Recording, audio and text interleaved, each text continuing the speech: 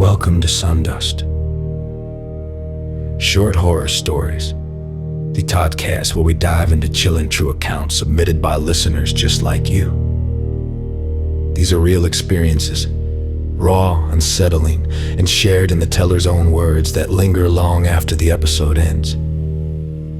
Tonight's story comes from a hunter who as a teenager encountered something inexplicable in the woods near his home. He calls it the Mysterious Hunter.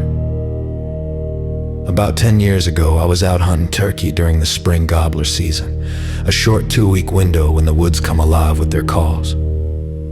I wasn't far from home. I lived right on the edge of the forest, which was perfect because back then, at just 16, my mom didn't want me venturing too deep or too far alone. I'd only been walking for about 20 minutes, strolling along an old logging road, scanning for a good spot to slip off into the thicker brush. That's when I first saw him, a man kneeling in front of a tree, rifle in hand, dressed head to toe in full camouflage. He looked to be in his mid-30s, and he was just sitting there staring right at me with this wide, unnatural smile. Then he started waving, not a casual hello, but a deliberate motion beckoning me to come over. I didn't recognize him at all.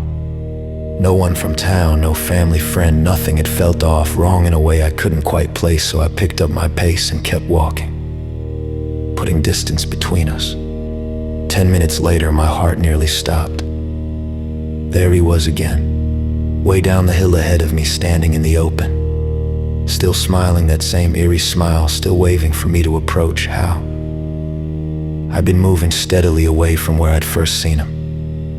There was no way he could have gotten ahead of me that fast, not without me hearing or seeing him pass. Panic hit me like a freight train. My pulse raced, my breath came in short gasps, and I realized I might be in real danger. I turned and bolted back the way I'd come, running full speed toward the edge of the woods. I finally stopped to catch my breath, lungs burning, hands on my knees when I straightened up and looked ahead. I'll be damned if he wasn't right there again this time, standing dead center on the road, blocking my path, closer than ever. That smile hadn't faded. I had no options left. Heart pounding in my ears, I shouldered my shotgun and yelled at the top of my lungs, "Get away from me. Leave me alone." And then he just vanished. One moment he was there, solid as anything, and the next, gone, like smoke in the wind. I stood frozen, trying to make sense of it, but my brain couldn't process what my eyes had just seen. Somehow I calmed myself enough to walk slowly, carefully, out of the woods and straight home. When I burst through the door and told my mom everything, she went pale, absolutely floored. I described the man in detail. His build, his camo, that haunting smile.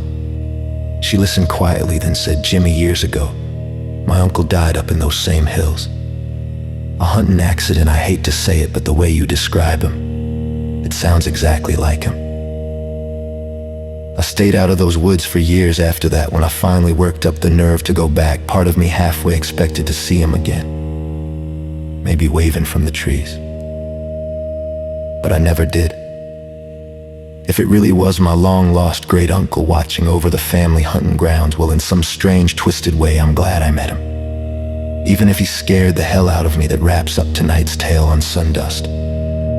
Short horror stories. Was it a protective spirit, a warning from beyond, or something far more sinister lurking in the woods? You decide. If you've got a true short horror story of your own, send it our way. We might feature it next. Until then, stay safe out there, especially when the trees start whispering. Good night.